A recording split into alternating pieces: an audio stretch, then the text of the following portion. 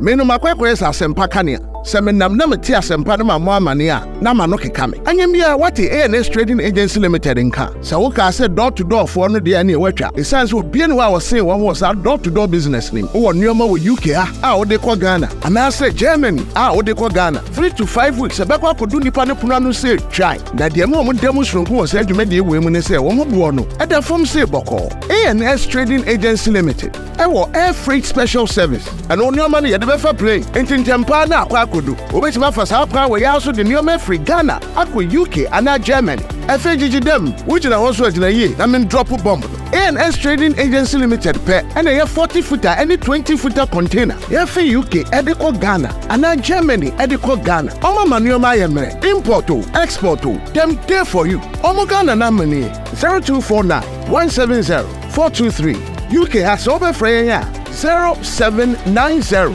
802 7527. Germany 09173 771 2733. Ubenya ANS Trading Agency Limited. Our West Croydon ANS Trading Agency Limited. Quantum Brantem. Wana beboya baso. Maybe next time in a fill up from the bebro. Behavioral mindset change no ho. Membo ho kakra na fe memra ajapade buku no so. Na wo hwe the behavioral mindset change na Alan se nyankopon ya adom na Ghana for the 2 missions a. Chese bibia obeye bia no. Ghana for yansesa ya adwene. Ewo nuama bebre ho a yentimi nkoye nim as a nation. Eti ono no ode bibi ba eye mindset. No eba be shasia from preschool I ran it through to university. Aside that no obi a won ko school bia wo yin so no ewo won so wasede ne esesa wo ye. Number 1, respect for law and order. Se law ne se menyina kwa honwun so odwun ho ye bechewo. Semrani wudi. Semrani wudi. Okwa brochire ba bia wo ba be pia. Junso ne okra se ofo so na odwun so ofie anse wa pie. Junso count said the and the obedjunso wo. Se wo begina kwan ho ayi ubema se wo dwunso ye so mu wawu. Wo the people are straight o ko krom be bia ofri bae. So wo dey no. Enti sa je se bia kwakowura mo bi ba bi sa no coffee by force na chese wakohonom. Obi ani ho a obehu na abroche ogina kwan ho dwunso ebi nsi. Ye nidi emfa de entofom. Wadidi awie wokɔ wadi mu bon se das ye kan say das bi nsi ho na wodi atum sa pepepe na chese akɔ emra ne se wo drive na do traffic na so red jina mfa ho ni pa oye odo ye ya he wo twam dabi alan se respect for law and order ye betchre amati manfo na tiase se esese ye di nidie ema yemra so on yet no. Number 2 aye patriotism se yetimai mu se wo se obi bia ene Ghana emfa ho ni sika wanya emfa ho ne ne wo ye obi bia aye Ghana eti se udi kan eje Ghana di first ansa ukura wo firi mu edinti ana ho se mrofo no eya wo nkasa entia wo man so enye se you cannot criticize but many example say obiti yiso na bia wakwakonya kuro bi mu ahye oh ana moti afuom you know obi otiga na bia like who say moye nramunamu bi ni ade you know those kind of things ability was I mean emfa gwan mu se bibi obi ni Ghana di ese who say wo ye Ghana ni wo no wo begina ho ama Ghana. That is patriotism. Ntokwa na ama ahodo okui obi oho who say yes ne man chese ne man edi fokra nko betima you but e wo free it will be protecting the man. Ehu hia pa ema Ghana fo nyina. Number 3, attitude to work. Hey, o hwe time aso am fantum antukurum tikakra after all. me ma ye adwuma o public sector den no minimum se ne asite me kai tama na me kirade wo hodo mo a o salary timi estopo ahange no na fi esokokwaje letter of attestation from your district director or the accord region not the accord national who write BPD office we hey now bedru baby obi fa letter keke entim so receive no assign no the amount the accord the nurse yi yes oja no the ato was it 1 week time bra na me kira de wo gingirin brekum gingirin ana me nyansa experience no na me ya na me faka me faka o kumasi ha be midnight nti ade che me ya me dru office na chese adwuma hyase me tena ho ama no ball 5 later na won fa yinsi su keke no was it 1 week me come no se bunyina was it 1 week enti na se me ba 1 week time me sanko me koye answer what stamp so ameje e de akode. How should we do that? Asade no nka metima ye dwumadi a me kokodi ni nyina that very day na masan abafie hwe ka wabo me hwe me bra masai ene ne kai ka ho. Aside that so obi ko adwuma we start adwuma 8 o'clock so be start adwuma 8 o'clock a ense se oduru adwuma ho 8 o'clock se oduru ho ntem na otototo nuama ansa 8 aba mo start adwuma but obi betina fie no akoduru 9:30 oduru 9:30 a adwuma gu nanim no afa ne phone no oye WhatsApp obi okra ne boyfriend and ne girlfriend friend no ogina phone so nipa ba wo hu se nipa gina wanim fa phone to ho na hwe no no ogina oh sweetheart oh wait oh I love you na ogina so then nipa ni gina ho. How can we progress angels audit na wo ye adwuma wa bruchira o private phone say working hours na wadwuma wura hu se o private phone etarwa so obeyi wadi o pa biela ma broche phone frɛ no mo kanjiro wo betime de adwuma phone agina so 1 hour they don't have problem because omnim say official obi na afra adwuma num ana wa engage nipa no but one kasa wo private phone wo boa eti Ghana for no bebre omo ko adwuma wa bon say if you no hihye omo aso no omo de omo phone na show mu botom na manfo afre na omo kasa boko no omo di nkomo no omo ye omo adwuma so ye chew se ogina phone so ye be yiwadi Ghana asese atimide saade no eba wo kwa adwuma wa kwa adwuma because ye tua oka eti se wo ya adwuma e ma no benefit Ghana. Then number 4, enforcement of discipline. Wonim ni enti Ghana ebuo ba kokra ni hai aye PNDC for no ba ye na afi omo ye ya yesesa ye yi ana Charles right ni ne ka eh ye na nanu motena se ba ya adan ne ete Charles right bi obroma enso so hwe ye papa mo ne ya yi mu omo ntete ye edu bi ni ye die nei so hu ne ete no oh akwala ye bone kura wuntimi mfa nsanka no meanwhile first akwala di bone a mantem ho na wo no peni bia so no mo otimi discipline no no wasa so ne sakura di na kofie asa ko report na mi asa discipline aka ho na ma ne papa asa akoda ase sa so what eti na ebuo ewo society no mo me kai pa me start school or attachment ya RC primary na me fi sem papa ye police ni na akwala bi me gira ho do be pia me hwe ho anu obutu me I'm sorry ade am de ye no ho me primu akwa no na teacher fo ya twe me kama se gra se me de omu hu se me na eti de esi ade de omu hu de wo ye na omu me ka bibia so mo hwe kwadu ma jesu mo a me na me ko no ko ba mane me ko frem papa ba me ko frem papa police ni aba o se de mi imagine papa ye police me fana si TikTok na me kan se mi imagine papa ye police na me ko ye edi asem o krokro mi anu o so mi sem wasi am say o teacher na bo me ana wasi am say o mba be ka che wasi let's go ya go just wa ma me confidence o ko buti che ni ye ni ko fa ho defense no ye duru ho no mu a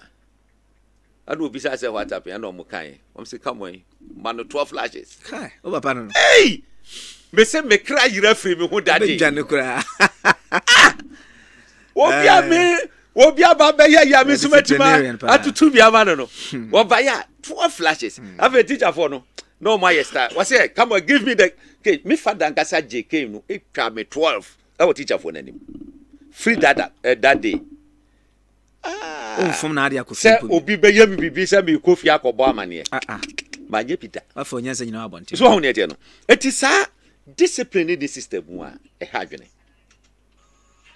papa and a corporal punishment and you school me oh debi and just corporal just say akwala ya de grandpa won't be kan asem na kabede na wo for be nanti akọ school mu say ye kwakọ teacher ni how on earth you cannot what you say hwe emrofo no ntete ye different bro ni bie ni honomu a wo behu se obi eba se wode ne ka se won pese wo behu nipa no a wo be ka che ne ban say tell the person I'm not there wo ye bi da o che ni churotwa be Ghana ye tete nkola na ye de atro na tete wo mo so on ete no o wo ko school aka che o teacher se na menifie me walo wo no akọ kan the same thing eti wa mana ye expert e wa trotwam eti onyi na se odi tra na che say almost the same esese yesisa yesu ene ye ban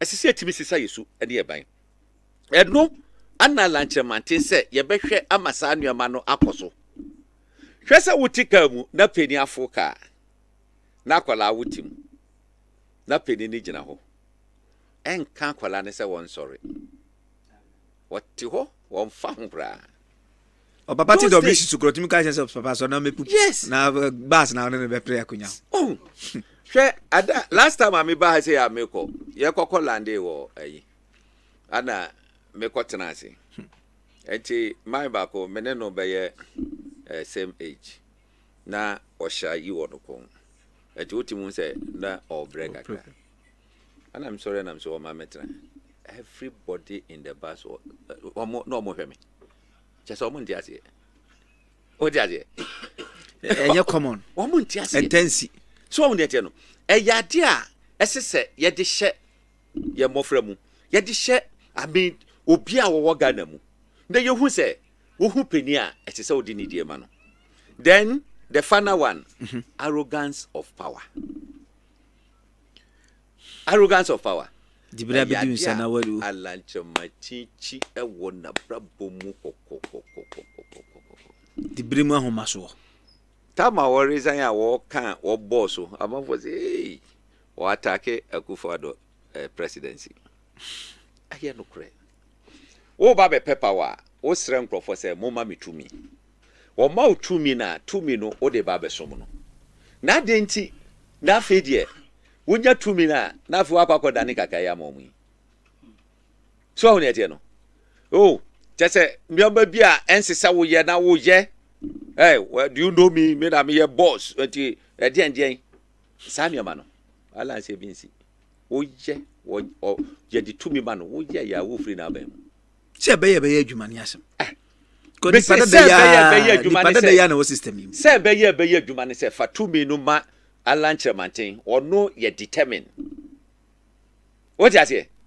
that me share video bi KTM ekokushia chamber of construction for ni ade no ase one cement manufacturers share that no mo so mo adwene mu no omo nim so omo ni omo na ye adwuma enti ye nhia na afi ye nyina ye ni nkomo na ye nhwe na ye betima ye wa hu video no I am not ready to meet you. Come on, what's it two things? Either I leave or they leave. Of course. Or more kind. What's what do you want? Thank you. Cover up. Hey, arrogance of power. If you don't know. I get you my opposition now. And I'm one.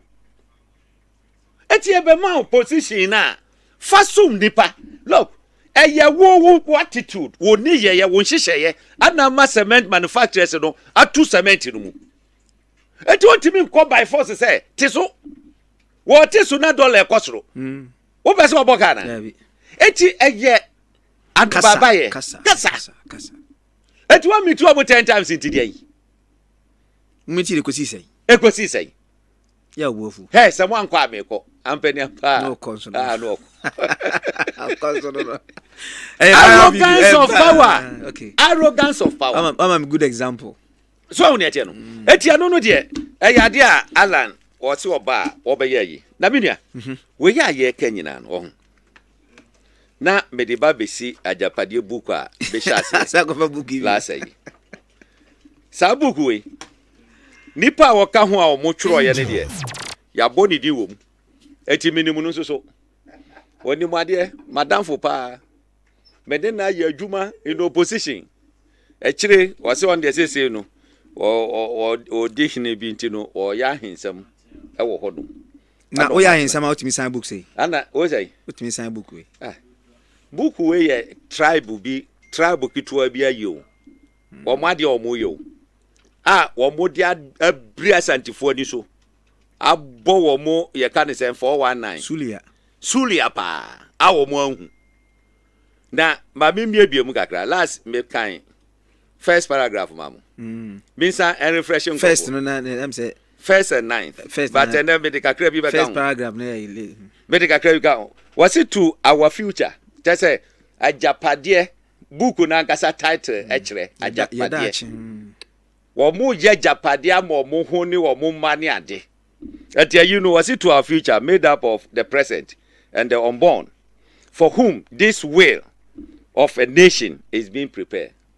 Will of a nation is being prepared for a bushuakitua bi. Wase ye dachi ene ye mofra ne ye nananom a ye nwo wo mo. A wo mo free oferi pani fie.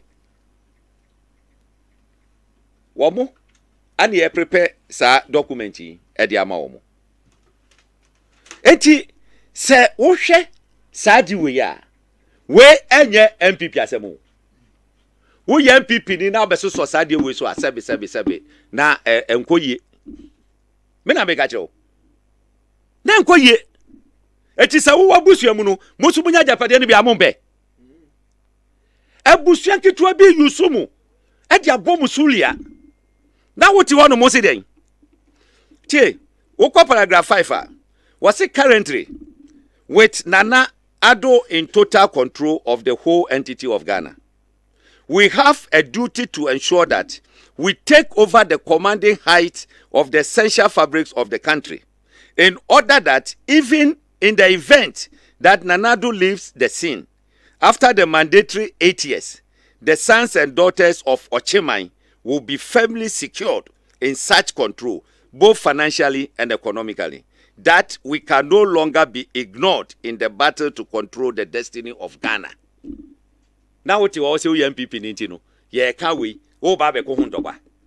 We yes antini o say Ochimaima ade ye yes ade we amomo. It was say na Akufo-Addo and na the whole Ghana ekitado no. As he say omu make sure say bibia wo Ghana ha say yes omutimi enya edema abusua no. As he say omutimi ayeden etiminya na wo mo betima ya na chese e basika semu e ba hunya bibibia na chese kromo enu na betima mo appontro Ghana. And it's true. Look, Kumasi say there were few people be ohodoma. Even when I was in MPP, who pay sky idea won't mean yes microphone in free. Et you amuka sanso so amount 40. So on yet no. Omuka sa amount 40. Et you amu the whole Ghana politically say ubetima sosidia just say go through Akufo-Addo no mo na no mo ni omo na nkanso amoso. Etemre bia no Ghana for abusuan gani na be boy e dia ma Ochimai sa abusuan keto no so on ete no omo nso asa o say omo so na omo so no free omo nso asa o anya no kre Angel omo so no yeden beka bibi wa hasi amomo edom mumpa so on ete no adunti ana last dia me boss no me sense so ni enti a womo eyusu asantifo bi anu omu nim edi kutia eya asantifo anu omu contest elections no eya primaries no omu nim se Encrophobic techre ekito mo agenda and ye di pushi womo. Womo abran fodu womo. And I just say, womo diso kekesa. So on the ti asem bi o kan wa. What's it? In doing this, we need to be strategic. We will have to work with other people from some of the diverse ethnic groups, including some carefully selected people in Ashanti and other diverse ethnicity or land. This will make them believe that they also have hand in the pie. So what I say? Now, it will be obscure. Any suspicion that the project is essentially an Oforipeni project. It is omu you so achim for no one. Afi de kwakwa ye say eh there be nkrofo we dey. It is strategically no. Yempa santifoni bi nka ho, yempa yifoni bi nka ho. It omu ya just say over ka say we dey bibia nsi akire. Eye freeway. Wo ya santini, wo ya brantie, wo ya babawa, wo ya yina se wo tie ya. Tie yen ye. What's the book one actually? Forward no is signed by Oforiata.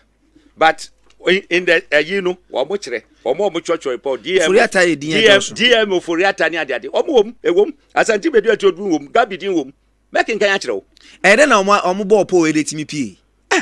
Na che we ask here we. O twura de me twro bibi. Na me send ma Kwame through emailer. The probability so Obenyana is there. Do you know that? The probability say obi betimi ahake between me and Kwame. Kwame kura so kura betimi amema hu say o authentic yi. That's right.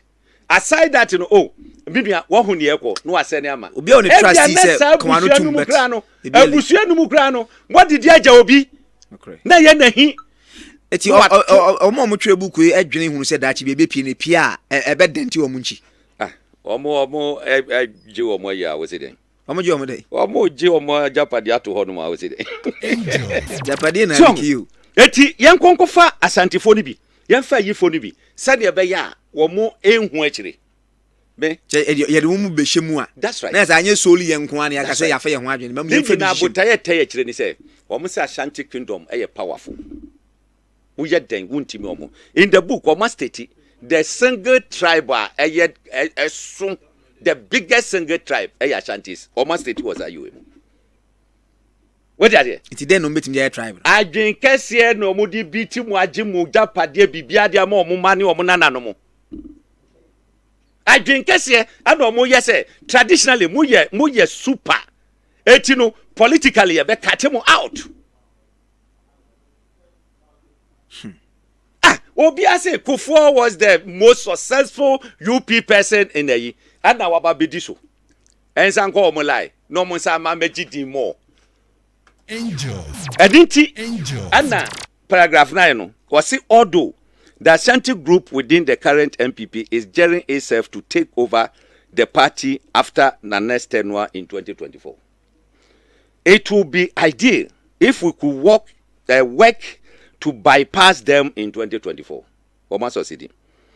Hard work, we could work to pass the mantle over to a non-account person, preferably from the north, under whose presidency we could secure the maturity of our takeover project. What is it? Last week, I do it. I had them do it. What's it say? Wamunja will be a non-account. What is Santinia? The mum, Senkebe pants or mumpo being free enough. It is a new panuba. Nasi wa winning no a president. Wamu take over non person take over Ghana. No. Say within 4 years, no, to be a we. Because the next 8 years, you are 1 year in an omu Tombe to me. Let's just say, or might take over the country. Kwame, is a document, a public document. Maybe it's about Ghana. It's a public document. And so, in say a fiction. And who be here say it's not. And who be here say, yam okay, yam mum Ghana for who say, Mammy told you fiction. Who did you? Mammy cop just one priest. Control of the media. Mammy one example, Ewufia. Namu who say, and fiction. Now, Was it the supersonic rise of Angel Broadcasting Network, ABN, is working, is worrying. Said your Mokosono, Jenny. It appears our work at disabling the EIB, JN Media, and ongoing effort to do same with multimedia won't be the end of the struggle. The increasing growth of Cocoa Tin's media brand must be troubling. Gabi and Kandapa have already met Nana on the way forward in stopping the growing dominance of ABN. The national security has since dispatched officials to do a thorough forensic audit on all businesses of Cocoa Tin. Forensic audit of all businesses. In the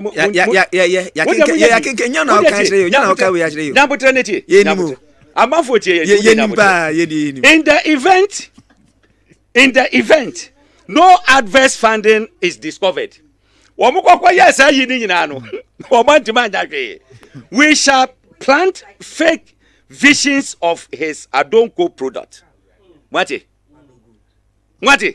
Fake version, make a vision. Fake version of his Adonko product on the market. Et your man can say fake. No mudi akogum. Now FDA for say, hey, I didn't fake. Hey. More is media will be starting was added on. We then have to use the same national security and the FDA to arrest his production team. And the Kwame can say fix or can say fix now say watch it to watch we are. What did you with Sadio Ma wage na sisi o. Sadio Ma wage na sisi. In full glare of what? But what the mami hwe. Omo ya wage na in the you know. Omo sa de call ne ba no so.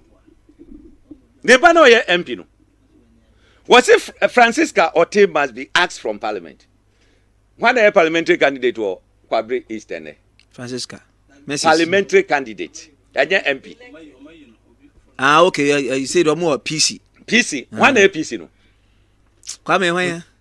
Honorable. An honorable. Eti we no o ka say fiction. O pa kire say.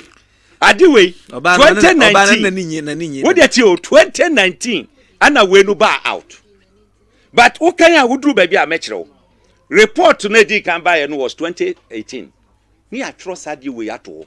Our mwahyehyɛ eti wo mo ye review the part 2 aba wo mo kire ne wo matimi acomplete ne wo mo guso ene ade me hwɛ no na ma print ya no so we say there is no doubt that one reason that will make our fight against Cocoa Tin is no doubt that Masako Siachi Cocoa Tin is his daughter who is the MP for Kwabri East Sanewa no Nana made her a deputy minister for youth and sport, largely due to her age and her father's influence until BNI report on her got to him.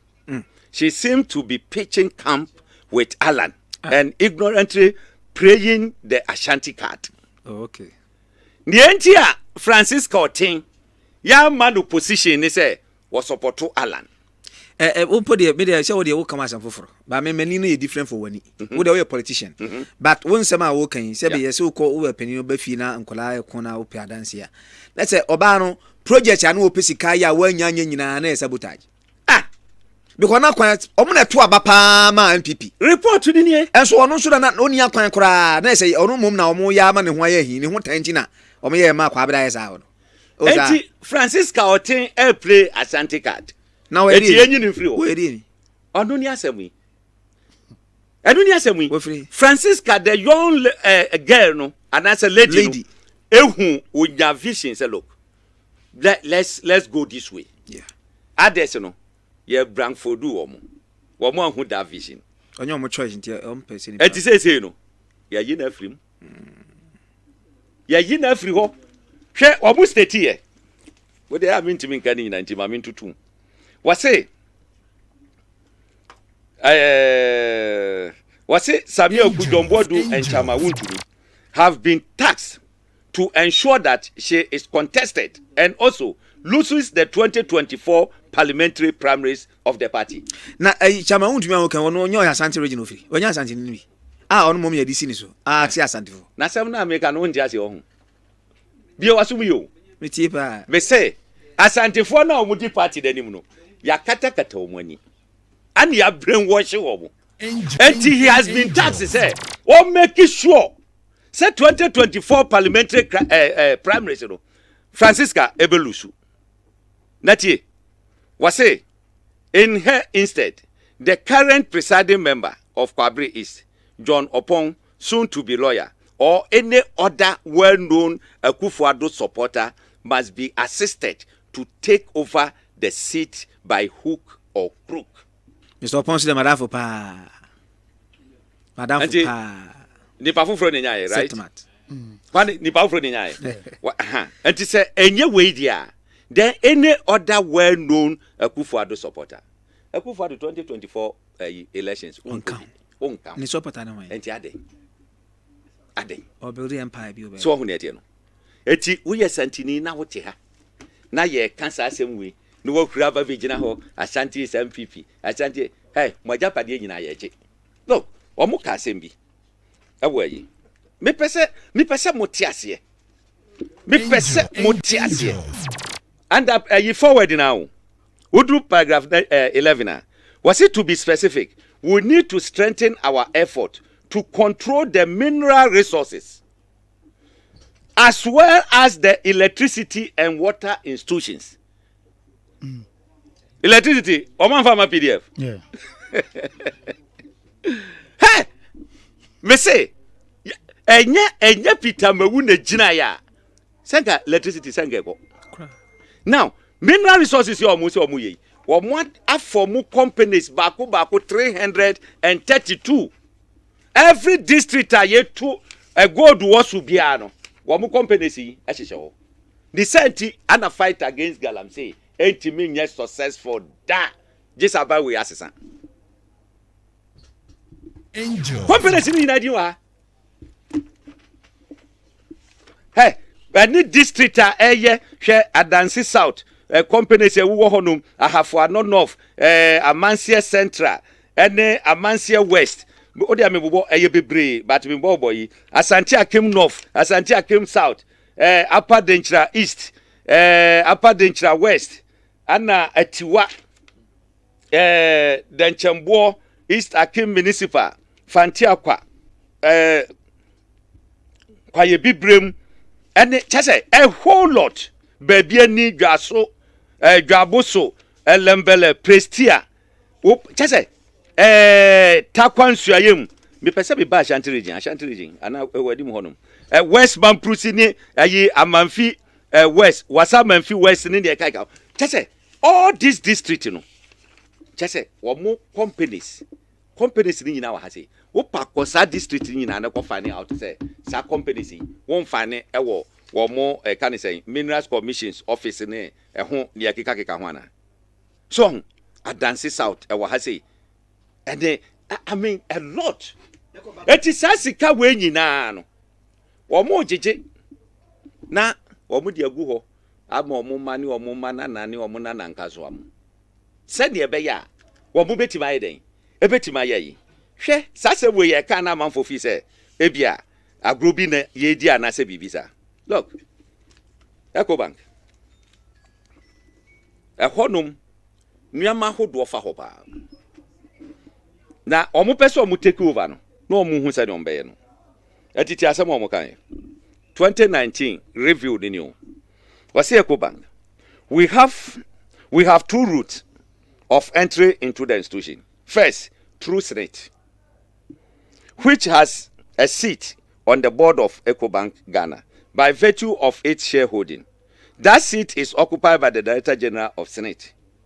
In phase 2 of our agenda, Kofi Bosompem Osafo-Mafo, who is a Deputy Director General of Senate, should be made the Director General to give him the seat on the Ecobank Ghana board. We ebe than a fiction. Calculated juma 1 by 1. Tim crying, why you then ye as a Director General of Senate? Why you me two kwanya kwa America, but America what you answer you know. Angels. Yeah, the Kofi Bosompem was after my father beche wonum.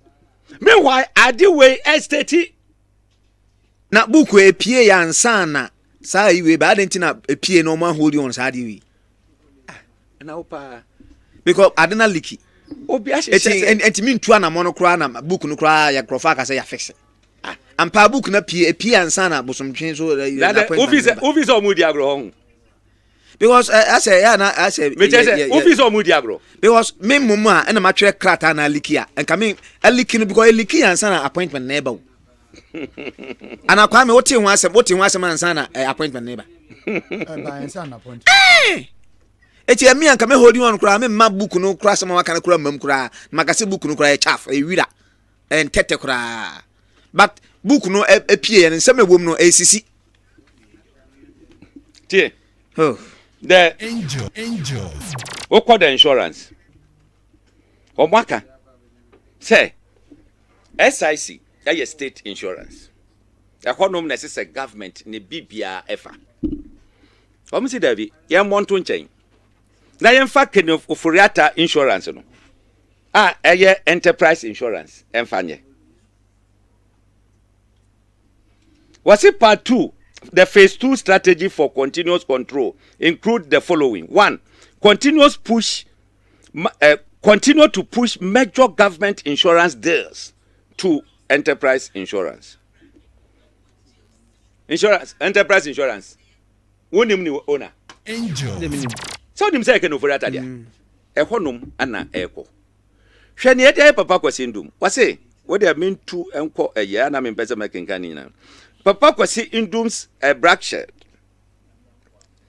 capital is causing a few troubles, but he can easily be dealt with using our numerical advantage in the judiciary or even his doggy relationship with the CIA. So no papa kwasi ndum government of Ghana say my contractors ka no mo fanye ya kwan maye. That is NDC government. Ado mo ye ya na power sisan. Esisa aban wo ye. Aban say meje audit. Ana ye audit won so ma ye akwan no ebi o mu gusu ye. Ana mo ba into agreement say sika sei ada e betu amon. Ana say no problem. Muntu ama me. Up to now 1 cedi entua ye. Echi no, ye use strategy. The bank no, ye ngunu. Ye guni bank. Afe oya ye betimi okaso de ye kokko to kra so ate omo advantage over the judiciary because of numerical strength. Na face so no omo ablow ni cover say wone yi CIA for etwembra sa menka ne sa na nye wa hu ne ate no because oni branch bi pa kwa mere hoy ko me ko he cast pa wo wira mu pa na conditioner sa e bo da ho a da ho fu a mere hoy tie baku ha dan se muti se yi ajapa yi LSC eco parliament se yi ye mineral royalties ni ade wo mu na bejeje ni e ka keka ho ha ngrofo we mu tie ni omuka ha mining, oil and gas industries was it our meeting as well as our mining as well as oil and gas strategies constitute a major plank of the blueprint for controlling the extraction of natural resources, which God has generously bestowed on Ghana, particularly the Achem land. Uji, the Omudi call a year amfano was say, to this end, a careful look at the approved concessions should be looked at. Ashanti Bedieto is to lead the process to take over this concession detailed below and consolidate them into the standard Japa LLC Incorporated in New Jersey. New Jersey. What? Some go register oh. I'm saying New Jersey mum. Anna omode aba. Say crophobia ba omo pese omo yesade no maye. So I expose omo abro omo cover. Then no mo minority for in parliament abaso. Ghana di bia emo NDC for no more parliament na abaso. Say omo sorry ti asa ejapa ayi no. where ye ejapa ana asɛm a yɛka ho nyinaa ɛdin yɛ ajapadeɛ enti ajapadeɛ no mu no ana ɔmode saa ajapa wei aba bɛhyɛ mu bi ajapadeɛ no mu no ana ɔmo sɛ ɔmo take over electricity ana PDS bae ana mewa hey Asante man wake up mo so sen ye nyinaa me frɛ anno me yagunani me mfa anno e ma metoto Asante won sɛ ɛdɔ so sen ɔmo da it's not possible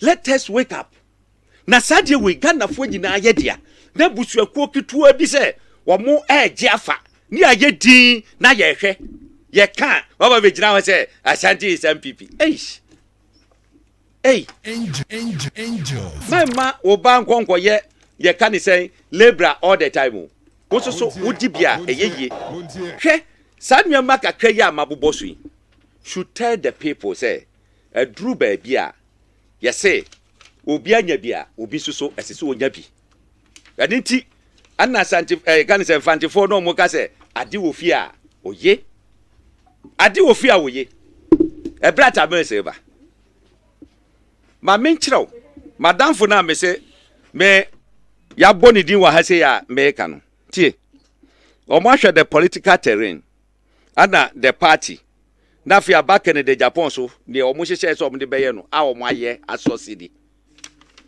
Kennedy die ya bo sa me ogudin wa ha ya bo jombo din wa ha se bi me hwa de Samia oku jombo na ma biu Lawrence din wa ha Kennedy Japan di ne diga. Ma me Kennedy Japan di en hia me pa. Meba. On say on so asin central here. Aha, me beba ho. Akanfo no bi. Me beba ho.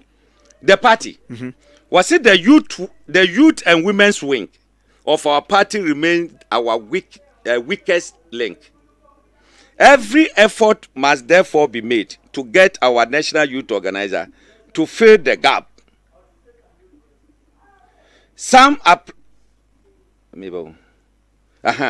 To fill the gap. Same applies to getting Eslausu to assist the women's wing. The substandard tag on Nana Boakye seems to be a perfect description of who he is, per the earlier assessment made by DM Oforiatta and the co-writer of the August 2019 report. Uje, assessment omuye no, one say Nana Nabi call ye can say news file. Ano mo return no, ano mo ka say ono no ye substandard enti no mo mfa no. DM Oforiatta any the co-writer a wo mo ye the August 2019 report no. Ye say ade o mo de assessment no mo de man no. Ye sa netie. This is what is coming from the team mafias. Hwekere de Japan de ma me na probably bi ana me wrap up on no so. No mo ka bi about yi ba o de ma me enya yi. Woko Canada Japan. Was it Canada Japan a very good asset? The party must, as a matter of need and plausibility, defend him going into 2020 elections. He has the utmost control over our action troopers. And all the former criminal elements who are purposed for the further push. In addition to his deep pocket, his financing of the grassroots affirm our dire need of him at all costs in 2020 elections. Yebabeko 2020 elections no more who say Kede Japan satem na omune ntemu aye yi kakrakra.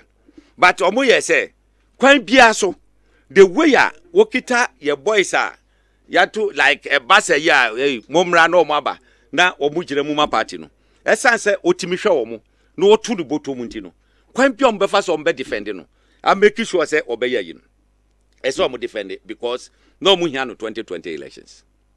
Now whilst considering his magnanimity towards the base, his trenchant for being a loose cannon in attacking persons who should be left alone is sometimes worrying. As a result, he must eventually be warned off as our project reaps dividend. eti omu project na ekoso no na ye piano si nchen kakra to need less and less of his funding. Say no, so much starting yeska. Eti kede Japan funding se ne de. Ye make sure say mati se first no de ababa jojo yen. Eti no ye be pie. Was if a self-conference unbridled guest for personal wealth is a potential threat to causing us to suffer needless exposures. It is important for Adorye, Theo, to be prepared on him and deliberately leak through our friends in the opposition. Uji, who will call for his prosecution? Kene Opoku is to revise the 2016 plan and progress to his dossier for this purpose, but should not be filed under any official seal. Once we munim nyansa ba. I think for no more school. Or more school. Or more your law. Enti nyansa de or mu krabi. Near what can you nani say? Can boa or mu 2020 new year. Afi no mbe pushing us in chen kakra. Now number 2. Yan prepare dossier. That yan leaking farmer opposition for.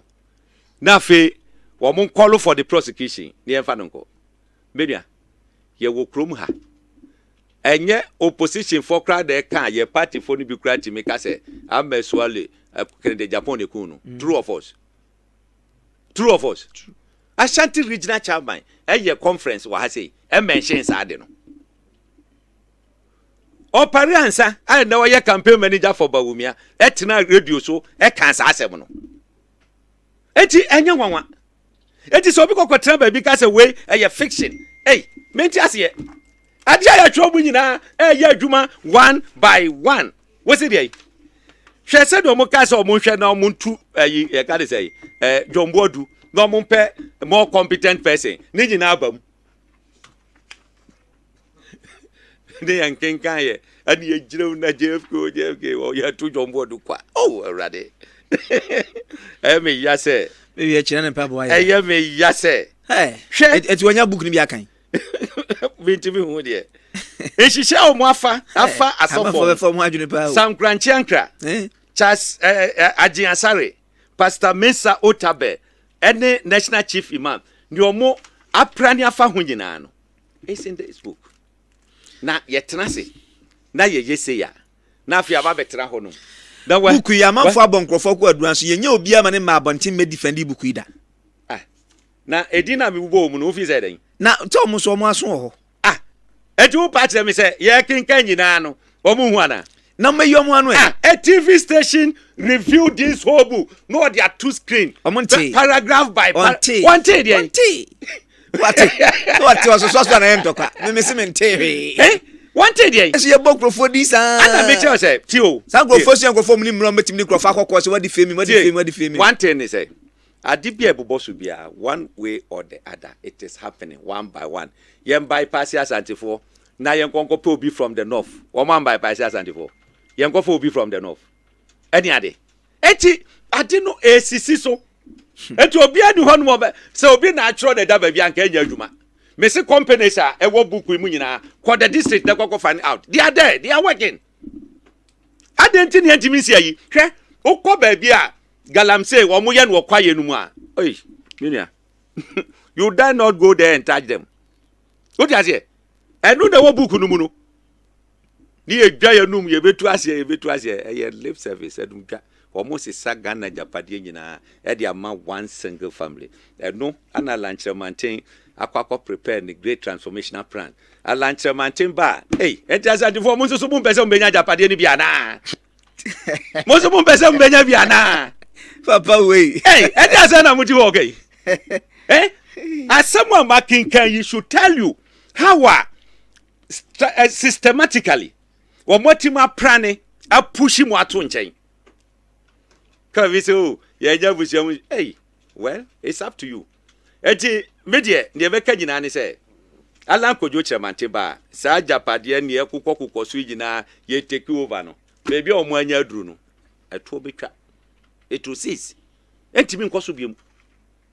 Na kakra na aka no. ya bɔ ho ban ama Ghana fo nyina eti ebesre obi bia a wote yenka te o make sure say 7 December obekwa akoto aba no e dia ma yewura Alan Kojo Chiramantin anya hwe Alan waye bia ma Asante man ne papa enya kwan ekosua ade wokɔ ne universities nyina wa brochire na ko betima akɔ ye adwuma wɔ United Nations anya sika papa bi no wode betena Ashanti region anu wo ye say Asante amamre ne amane wo boaboa no asiesie no e de ato ho se de be ya enyira wo ye ya that time Asante hini hu say adwuma wo ye no aye adwuma papa no o twa asase kakra ma no se kokoye cultural center ho nti Alan papa ensa no adwuma cultural center wo sandi zoo kan ho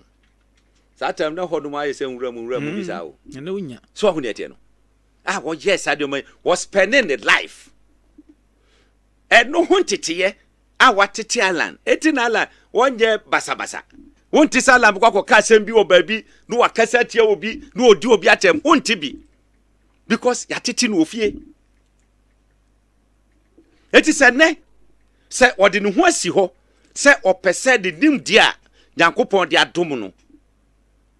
What the be ye yes remo mumma no the opportunity for the first time yenya president a we independent na on formal government of national unity obi bia wo betima bo man ordinary board and fa ho ne political party a wodom ne atimi amagana akonanim we ni adisrede a medema wo mo mutie me ewo angel breaking news ewo Asante mamu ha sei no we ni ade a medejamo nkrofo adadamo let's bypass Ashantis or more bypass it mo de montra ho ya ka kire mo mo sese mo de muntie na yense samu gold ni mo ajapade nyina nkwa it's up to you ya de ya disrede nyina ne se mo ma ajapade na aka no ye mo ho ban emfa magana fo nyina menua